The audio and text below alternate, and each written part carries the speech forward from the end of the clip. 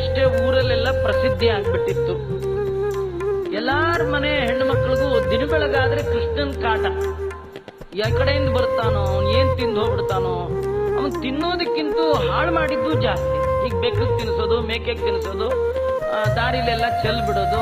ಯಾಕೆಂದ್ರೆ ಕೃಷ್ಣ ಬಂದ ಅಂದ್ರೆ ಮನೆಯೊಳಗೆ ಸಕ್ಕರೆ ತುಪ್ಪ ಕಾಲುವೆ ಹರಿದು ಬಿಡ್ಬೇಕು. ಅದು ಲಕ್ಷ್ಮಿ ತಾಂಡವಾಡ್ತಿದ್ಲು. ಅದಕ್ಕೆ ಜನ ಏನಾದ್ರೂ ಮಾಡಿ ಕೃಷ್ಣನ್ ಚೇಷ್ಟೆ ಅವಾಯ್ಡ್ ಮಾಡಬೇಕು ಅಂತ ಏನೇನೋ ಪ್ಲಾನ್ ಮಾಡ್ತಿದ್ರು. ಒಬ್ಳಿಗೆ ಏನ್ ಪ್ಲಾನ್ ಮಾಡ್ಬೇಕು ಗೊತ್ತಾಗ್ಲಿಲ್ಲ. ಕಡೆಗೆ ಅವಳು ಏನ್ ಮಾಡಿದ್ಲು, ಎಲ್ಲೋ ಒಂದೆರಡು ಸಣ್ಣ ಸಣ್ಣ ಬಾಳೆ ಕಂಬ ತಂದು, ಒಂದ್ 4 ಮಾವಿನ ಸೊಪ್ಪು ತಂದು ಮನೆ ಮುಂದೆ 2 ಬಾಳೆ ಕಂಬ ಅಷ್ಟುದ್ದ ಮಾವಿನ ಸೊಪ್ಪು ಕಟ್ಟಿಬಿಟ್ರು. ಕೃಷ್ಣ ಅವನು ಡೈಲಿ ಡ್ಯೂಟಿ ಬಂದಂಗೆ ಭಾರಿ ಡ್ಯೂಟಿ ಮಾಡುವಂತರ ಬೆಳಗ್ಗೆ ಬಂದ. ಅವನ್ ನೋಡಿ ಇವಳು ಅಂದ್ಲು, ಕೃಷ್ಣ ಇವತ್ತೊಂದ್ ದಿವಸ ಮಾತ್ರ ನಮ್ಮ ಮನೆಗೆ ಬರ್ಬೇಡಪ್ಪ, ಇವತ್ತು ನಮ್ಮಲ್ಲಿ ಪೂಜೆ ಗೀಜೆ ಎಲ್ಲ ಕಾರ್ಯಕ್ರಮ ತುಂಬಾ ಮಡಿಲೆಲ್ಲ ವ್ಯವಸ್ಥೆ ಮಾಡ್ಕೊಂಡ್ಬಿಟ್ಟಿದೀವಿ, ಆಚಾರ್ಗೆ ಹೇಳಿದೀವಿ, ಅವ್ರದ್ದು ಪೂಜೆ ಗೀಜೆ ಎಲ್ಲ ಆದ್ಮೇಲೆ ನೀ ಬಾ ಅಂತ ಅಂದ್ಲು. ಕೃಷ್ಣ ಅಂದ, ನೋಡು, ಯಾರ ಮನೇಲಿ ಹಬ್ಬ ಮಾಡ್ಲಿ ತಿಥಿ ಮಾಡ್ಲಿ ನಾನ್ ಬರ್ಲೇಬೇಕಂತ. ನಾನ್ ಬರ್ದೆ ಹಬ್ಬನೂ ಆಗಲ್ಲ ತಿಥಿನೂ ಆಗಲ್ಲ ಅಂತ ನನ್ನನ್ನೇ ಬರಬೇಡ ಅಂತೀಯಲ್ಲ ನೀನು.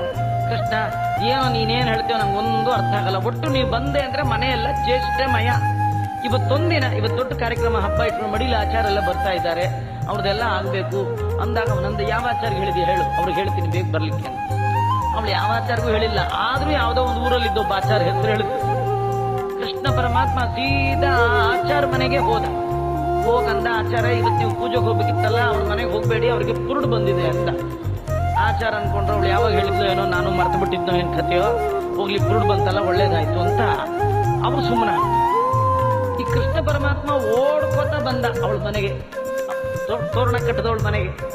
ಅಲ್ಲಿ ಬಂದ, ನೀ ಹೇಳಿದ್ಯಲ್ಲ ಗೋವಿಂದಾಚಾರ್ಯಗೆ ಅವ್ರಿಗೆ ಸೂತ್ಕ ಬಂದಿದೆ ಅಂತ, ಅವ್ರು ನನ್ನೇ ಪೂಜೆಗೆ ಹೋಗಿ ಕೇಳಿದ್ದಾರೆ, 10 ನಿಮಿಷಕ್ಕೆ ಬರ್ತೀನಿ ಪೂಜೆಗೆ ರೆಡಿ ಆಗು ಅಂದ. ಕೃಷ್ಣ ಪೂಜೆಗೆ ಬರೋದು ಅಂದ್ರೆ ಅಲ್ಲ, ಕೃಷ್ಣನ್ ಪೂಜೆ ಮಾಡೋ ಸ್ವಾಮಿಗಳು ಬರೋದಾದ್ರೆ 20-25 ಜನ ಶಿಷ್ಯರು. ಸ್ವಾಮಿಗಳನ್ನ ತಡಿಬೋದ್ರಿ, ಅವ್ರ ಶಿಷ್ಯರನ್ನ ತಡಿಯಕ್ಕಾಗಲ್ಲ ಅಲ್ವಾ, ಆಗಿರ್ತಾರ. ಮಠಿಣಃ ಏವ ಪಠಾಣಃ ಅಂತ ಆಗಿರ್ತಾರೋ. ಒಳಗ್ ಬಂದ್ಬಿಟ್ರೆ ಎಲ್ಲಿ ಮಳೆ ಹೊಡೆದ್ ಬಿಡ್ತಾರೋ, ಎಲ್ಲಿ ಬೆಂಕಿ ಹಾಕ್ಬಿಡ್ತಾರೋ. ನಮ್ಮಲ್ಲಿ ಒಂದ್ಸತಿ ಹಾಲಲ್ಲೇ ಒಲೆ ಹಚ್ಕೊಂಡ್ಬಿಟ್ಟಿತ್ತು, ಹಾಲಲ್ಲಿ. ಏನ್ ಮಾಡ್ಬೇಕು ಹೇಳಿ, ಸ್ವಾಮಿ ಕಡೆಯವ್ರು ಏನ್ ಮಾತಾಡೋ. ಇನ್ ಕೃಷ್ಣ ಬರ್ತಾನೆ ಅಂದ್ರೆ ಊರಲ್ಲಿರೋರೆಲ್ಲ ಅವನ ಶಿಷ್ಯರೇ. ಈ ಸುಮ್ ಕೆಲ್ಸಕ್ಕೆ ಬರ್ದೇ ಇದ್ರೆ ಏನಮ್ಮ ಗುರು ಏನಮ್ಮ ಚಿಚ್ಚ ಅಂತ ಇರ್ತಾರೆ. ಜಗತ್ತಿಗೆ ದೊಡ್ಡ ಗುರು ಕೃಷ್ಣ, ಅವನಿಗೆ ಇರೋರೆಲ್ಲ ಶಿಷ್ಯರೇ. ಬ್ರಹ್ಮಾದಿ ದೇವತೆಗಳಿಗೆ ಭಗವಂತನ ಶಿಷ್ಯರಾದ್ಮೇಲೆ ಆ ಊರಲ್ಲಿರೋ ಹುಡುಗರೆಲ್ಲ ಇವನ್ ಶಿಷ್ಯರೇ, ಇವನ್ ಸೈಜ್ನವ್ರೆ. ಅವ್ರಿಗೆಲ್ಲ ಅದೇನ್ ಮೆಸೇಜ್ ಕಳಿಸೋ, ಯಾವ ಫೋನ್ ಇತ್ತೋ ಏನ್ ಗೊತ್ತಿಲ್ಲ, 2,000 ಜನ ಹುಡುಗರು ಬಂದ್ಬಿಟ್ರಂತ. ಅವ್ರಿಗೆಲ್ಲ ಮುಖಂಡ ಕೃಷ್ಣ. ಅದು ಎಲ್ಲಿ ಹಳೆ ಮಡಿ ಮಡಿಚಿಟ್ಟಿದ್ನೋ, ಕಾಶಿ ಪೀತಾಂಬರ ಉಟ್ಕೊಂಡ್ಬಿಟ್ಟ, ಒಳ್ಳೆ ಪೀತಾಂಬರ ಪಟ್ಟೆ ಮಡಿ ಉಟ್ಕೊಂಡಿದ್ದೆ, ಒಳ್ಳೆ ಮುದ್ರೆ ಗಿದ್ರೆ ಎಲ್ಲ ಹಾಕೊಂಡು. ಇದು ತುಳಸಿ ಮಣಿ ಕೆಲವರು ಹಿಂಗ್ ಹಾಕೊಂಡಿರ್ತಾರೆ ಮೇಲೆ, ತುಳಸಿ ಮಣಿ ಇರೋದು ಒಳಗೆ ದೇವರ ಪ್ರೀತನಾಗ್ಲಿ ಅಂತ ಶರ್ಟ್ ಹಾಕೊಂಡು ಕೋಟ್ ಹಾಕೊಂಡು ಅದ್ರ ಮೇಲೆ ತುಳಸಿ ಮಣಿ. ಏನ್ ಆಶ್ಚರ್ಯ, ಕೃಷ್ಣ ಹಾಗೆಲ್ಲ ಮಾಡ್ಕೊಂಡ. ಎಲ್ಲ ಮಾಡ್ಕೊಂಡು ಅವ್ರ ಮನೆಗೆ ಬಂದೇ ಬಿಟ್ಟ. ಅವಳಿಗೆ ಗಾಬರಿ, ಒಬ್ಬ ನಿನ್ನ ಬರಬೇಡ ಅಂದ್ರೆ, ಕೃಷ್ಣನೊಬ್ಬನ್ನ ಅವಾಯ್ಡ್ ಮಾಡೋಣ ಅಂದ್ರೆ 2,001 ಜನ ಬಂದ್ಬಿಟ್ರು. ಕೃಷ್ಣ ಬಂದದ್ದೇ ತಡ, ದಾರಿ ಬಿಡಮ್ಮ. ಕೃಷ್ಣ ಆ ಹುಡುಗರಿಗೆಲ್ಲ ಹೇಳ್ಬಿಟ್ಟ, ಆ ಮನೇಲಿ ಹೋಗಿ ಮಂತ್ರ ಗಿಂತ್ರ ಹೇಳಿ ಗಲಾಟೆ ಮಾಡಬೇಡಿ, ಈ ದಾರಿಲೇ ಹೇಳ್ಕೊಂಡು ಹೋಗ್ಬಿಡೋಣ ಅಂತ ಹೇಳಿ. ಈ ಸ್ವಾಮಿಗಳು ಬಂದ್ರೆ ದಾರಿಲೇ ಮಂತ್ರ ಹೇಳ್ತಾರಲ್ಲ, ಸ್ವಾಮಿಗಳಿಗೆಲ್ಲ ಸ್ವಾಮಿ ಇವನು. ಹೀಗಾಗಿ ಇವನು ಸುತ್ತ ಬರೋರೆಲ್ಲ ಒಳ್ಳೆ ವೇದಘೋಷ ಮಾಡ್ಕೊಂಡು ಬಂದ್ಬಿಟ್ರು. ಏನ್ ಅಡ್ಡ ಯಾರು ನಿಂತ್ಕೊಳಕ್ಕಾಗತ್ರಿ, ಎಲ್ಲ ದಾರಿ ಬಿಡಿಸ್ಕೊಂಡು ಒಳಗೆ ಹೋಗೇಬಿಟ್ರು. ಎಲ್ಲ ಅವ್ರವ್ರ ಕೆಲಸ ಶುರು ಮಾಡ್ಕೊಂಡ್ಬಿಟ್ರು.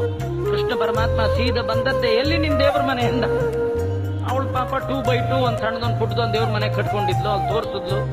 ಕೃಷ್ಣನೇ ಒಳಗೆ ಹೋಗಿ ಕೂತ್ಕೊಂಡ. ಅದೇ ಮಳೆಗೆಣೆ ಏನಿತ್ತು ಎಲ್ಲ ಹಾಕೊಂಡ. ಒಳ್ಳೆ ಶಿಸ್ತಾಗಿ ಪೂಜೆಗೆಲ್ಲ ರೆಡಿ ಮಾಡ್ಕೊಂಡ್ಬಿಟ್ಟ. ಕಲಶ ಪೂಜೆಯಿಂದ ಅದಂದ ದೇವರಲ್ಲಿ ಇಂದ ಆ ದೇವರ ಮಹಿಮಾ ನೋಡಿ, ದೇವರ ಕೈಲಿ ದೇವರ ಪೂಜೆ.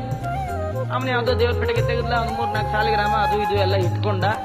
ಎಲ್ಲ ನಿರ್ಮಾಲ್ಯ ಆಯ್ತು. ಎಲ್ಲ ಆದ್ಮೇಲೆ ನಿಮ್ಮ ಯಜಮಾನ್ರಲ್ಲಿ ಹಿಂದ ಅವಳಂದು ಯಾಕೆ ಇಲ್ಲ, ಪಂಚಾಮೃತಕ್ಕೆ ಸಂಕಲ್ಪ ಮಾಡಿಸ್ಕೊಂಡು ನಿಮ್ಮ ಯಜಮಾನ್ರನ್ನ ಕರಿ ಅಂತ ಹೇಳಿ ಆ ಯಜಮಾನ್ರನ್ನ ಕೂಡಿಸ್ದ. ಅವ್ರ ಸಂಕಲ್ಪ ಮಾಡಿಸ್ದ, ಪಂಚಾಮೃತಕ್ಕೆ ಹಾಲು ಅಂದ. ಇವಳು ಹಾಲು ಉಳಿದ್ರೆ ಸಾಕು ಅಂತ ಕೃಷ್ಣನ್ ಬರಬೇಡ ಅಂದ್ರೆ ಪಂಚಾಮೃತಕ್ಕೆ ಹಾಲಂತ. ಕಡೆಗೆ ಏನೋ ಒಂದಷ್ಟೆಲ್ಲ ಹಾಲ್ಗೆಲ್ಲ ತಂದಿಟ್ಲು. ಆ ಯಜಮಾನ್ರು ಬೈತಿದ್ರು. ಎಲ್ಲ ಬಂದಿದ್ರೆ 1/4 ಲೀಟರ್ ಹಾಲ್ಗೆಲ್ಲಿ ಕುಡ್ಕೊಂಡು ಹೋಗ್ತಿದ್ದ. ಈಗ ನೋಡೋದು ಪ್ಲಸ್ ಮೊಸರು ಆಯ್ತು, ಪ್ಲಸ್ ಜೇನುತುಪ್ಪ ಆಯ್ತು. ಸುಮ್ಮನೆ ಇದ್ದಿದ್ರಿವೆಲ್ಲ ಪ್ರಾಬ್ಲಮ್ ಅಂತ ಹೇಳಿ ಗಂಡ ಹೆಂಡತಿಗೆ ತಿವಿದ. ಆಮೇಲೆ ಸುಮ್ಮನೆ ಏನ್ ಮಾಡ್ತಾ ನೋಡೇ ಬಿಡ್ತೀನಿ ಅಂತ ಹೇಳಿ ಅವಳು ಕೂತಿದ್ಲು.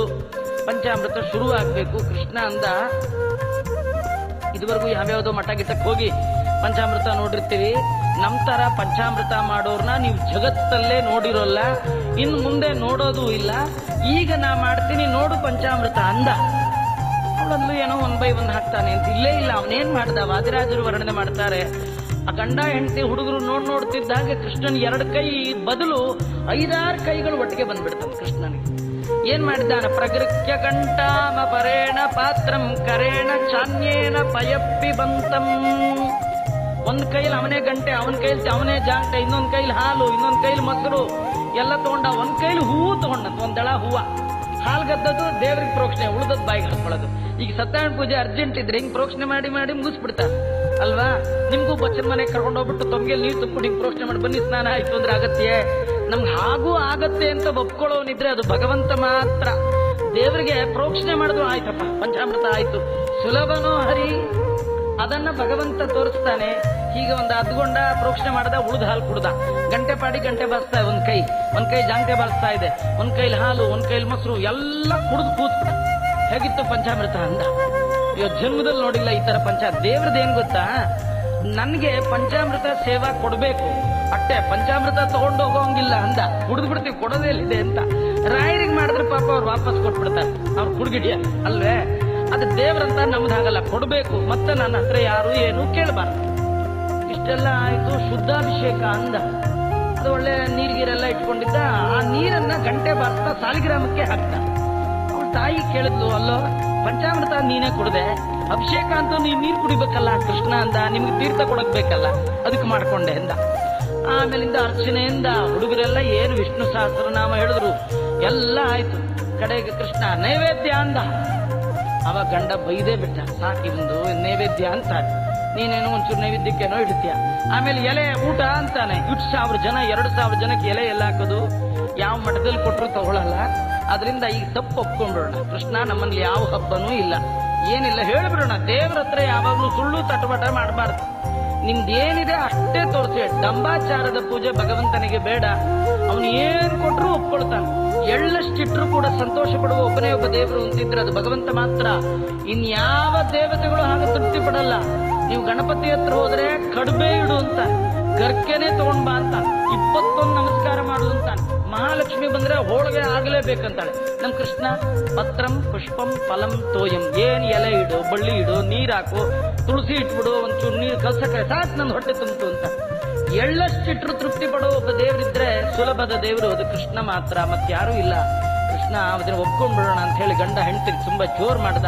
ಹೆಂಡತಿಗೂ ಅನ್ನಿಸ್ತು, ಸುಮ್ಮನೆ ಯಾಕೆ ಈಗಲೇ ಬಯಸ್ಕೊಂಡಿದ್ದೀನಿ, ನಿನ್ ಕೈಗೆ ಎತ್ತಿದ್ರೆ ಕಟ್ಟ ಅಂತ ಹೇಳಿ ಗಂಡ ಹೆಂಡತಿ ಇಬ್ರು ಹೋಗಿ ಕೃಷ್ಣನ ಕಾಲಿಗೆ ನಮಸ್ಕಾರ ಮಾಡಿ, ಕೃಷ್ಣ ಏನೋ ಗೊತ್ತಿಲ್ಲಪ್ಪ, ತಪ್ಪು ಮಾಡ್ಬಿಟ್ವಿ, ನಮ್ಮಲ್ಲಿ ಇವತ್ತೇನು ಹಬ್ಬ ಇಲ್ಲ, ಯಾವ ಆಚಾರಗೂ ಹೇಳಿಲ್ಲ. ಯಾವ ಆಚಾರ ಬರ್ದಿದ್ರು ನೋಡಿ ಹತ್ರ, ಅಡಿಗೆಯವ್ರು ಬರ್ದಿದ್ರೆ ಅಡಿಗೆಯವ್ರು ಹೇಳಿದ್ರಲ್ವಾ ಬರ್ಲಿಕ್ಕೆ, ಯಾವ ಅಡಿಗೆಯವ್ರಿಗೂ ಹೇಳಿಲ್ಲ, ಏನಿಲ್ಲ. ನೀವು ನೋಡಿದ್ರೆ ಇಷ್ಟು ಜನ ಬಂದ್ಬಿಟ್ಟಿದ್ರಿ, ಒಬ್ಬೊಬ್ರು ಹುಡುಗರು ಏನ್ ಸಾಮಾನು 2 ಸೇರ್ ಅಕ್ಕಿ ಹೊಡಿ ಹಂಗೆ ಕಾಡ್ತಾ ಇದ್ದೀರಿ, ಎಲ್ಲಿಂದ ತರಬೇಕು, ನಮ್ಮನ್ನು ಬಿಟ್ಬಿಡಿ, ಕ್ಷಮಾ ಮಾಡ್ಬೇಕು, ನಮಸ್ಕಾರ ಮಾಡದೆ ಕೃಷ್ಣ ಅಂದ. ಈಗ ನೈವೇದ್ಯದ ತನಕ ಪೂಜೆಗೆ ಬಂದ್ಬಿಟ್ಟಿದ್ದೀನಿ, ಈಗ ಬಿಟ್ಬಿಡಿ ಅಂದ್ರೆ ಈ ಅರ್ಧಂಬರ್ಧ ಪೂಜೆ ಮಾಡೋ ಕಾರ್ಯಕ್ರಮ ನಮ್ದಿಲ್ಲ. ನಾವ್ ಒಂದ್ಸತಿ ಹಿಡಿದ್ರೆ ಮುಗಿದೋಯ್ತು, ಅದು ಪೂರ್ಣ ಮುಗಿಸೇ ಹೋಗೋದು. ನೈವೇದ್ಯ ಬೇಕು ಅಂತ ಹೇಳಿದ್ ನಿಜ, ನೀ ತಂದ್ರೆ ಮಾಡಲ್ಲ. ನಮ್ ಕಡೆಯವ್ರು ನೈವೇದ್ಯ ಮಾಡೋರು ಇದ್ದಾರೆ, ಪಕ್ಕಕ್ಕೆ ಬಾ ಅಂದ್ರೆ ಅಲ್ಲಿ ಸಾಕ್ಷಾತ್ ದುರ್ಗಾದೇವಿ ಬಂಗಾರದ ಹರಿವಾಣದಲ್ಲಿ ನೈವೇದ್ಯ ತಂದಿದ್ದಾಳೆ. ಎಲ್ಲರಿಗೂ ಆಶ್ಚರ್ಯ. ಕೃಷ್ಣ ಪರಮಾತ್ಮ ನೈವೇದ್ಯ ಮಾಡ್ದ. ಆ ಹುಡುಗರೇ ಎಲೆ ಹಾಕ್ಬಿಟ್ರು, ಒಂದೇ ತಟ್ಟಲ್ಲಿ ಬಡಿಸ್ತಾರೆ, ಬಡ್ದು ಎಲ್ಲ ಬರ್ತಾ ಇತ್ತು. ಅಕ್ಷಯ ಪಾತ್ರೆ ಒಳಗೆ ಎಲ್ಲ ಬರ್ತಿತ್ತು. ಅಂದ್ಮೇಲೆ ದುರ್ಗಾದೇವಿ ಕೈಯೊಳಗೆ 2000 ಜನಕ್ಕೆ ಪುಷ್ಕಳವಾದ ಭೋಜನ, ಒಳ್ಳೊಳ್ಳೆ ಬಂಗಾರದ ನಾಣ್ಯದ ದಕ್ಷಿಣೆ. ಆ ಯಜಮಾನಕ್ಕೆ ಕೃಷ್ಣಾರ್ಪಣ ಹೇಳು ಅಂದ. ಕೃಷ್ಣಾರ್ಪಣ ಅಂದ್ರು, ಎಲ್ಲ ಆಯ್ತು. ಊಟ ಆದ್ಮೇಲೆ ಕೃಷ್ಣ ಅಂದ, ಹೇಗಿತ್ತು ನಮ್ಮ ಪೂಜೆ ಎಂದ. ಅವ್ ಗಂಡ ಅಂತ ಡೈಲಿ ಬಂದ್ ಮಾಡ್ಕೊಂಡು ಹೋಗ್ಬಿಡು ನೀನೆ ಅಂದಂತೆ. ಇಷ್ಟು ಒಳ್ಳೆ ಪೂಜೆ, ಇಷ್ಟು ಒಳ್ಳೆ ಊಟ ಯಾರಿಗುಂಟು ಯಾರಿಗಿಲ್ಲ. ವಾದಿರಾಜರು ಎಲ್ಲ ಕಥೆ ಸಂಗ್ರಹ ಮಾಡಿ ಒಂದೇ ಶ್ಲೋಕದಲ್ಲಿ ಪ್ರಗೃಹ್ಯ ಕಂಠಾಮ ಪರೇಣ ಪಾತ್ರಂ ಕರೇಣ ಚಾನ್ಯೇನ ಪಯಪ್ಪಿ ಬಂತಂ ನಿಶಮ್ಯತ್ರಾಣಿ ಚ ತರ್ಪಯಂತಂ ಸುಸ್ಮಿತಾ ಕ್ವಾಪಿ ಬಭೂವ ತೂಷ್ಣೀಂ. ಈ ಗೋಪಿಕಾಸ್ತ್ರೀ ಭಗವಂತ ಮಾಡಿದ ಅದ್ಭುತವಾದ ವ್ಯಾಪಾರವನ್ನ ನೋಡಿ ಆಶ್ಚರ್ಯ ಪಡ್ತಾ ಇದ್ದಾಳೆ. ಕೃಷ್ಣ ಪರಮಾತ್ಮ ಮತ್ತೆ ಯಾರ ಮನೆಗೆ ಹೋಗಿ ಏನ್ ಮಾಡ್ದ ನಾಳೆ ನೋಡೋಣ ಅಂತ ಹೇಳ್ತಾರೆ. ಶ್ರೀಕೃಷ್ಣ ಅರ್ಪಣಮಸ್ತು. ಸರ್ವೇಂದ್ರಿಯ ಪ್ರೇರಕೇಣ ಶ್ರೀ ಪ್ರಾಣಪತಿ ನೇರಿತ ಯದವೋಚ ಮಹಂತೇನ ಪ್ರಿಯತಾಂ ಕಮಲಾಲಯ ಮಧ್ವೇಶಾರ್ಪಣಮಸ್ತು. ಕೃಷ್ಣ ಅರ್ಪಣ.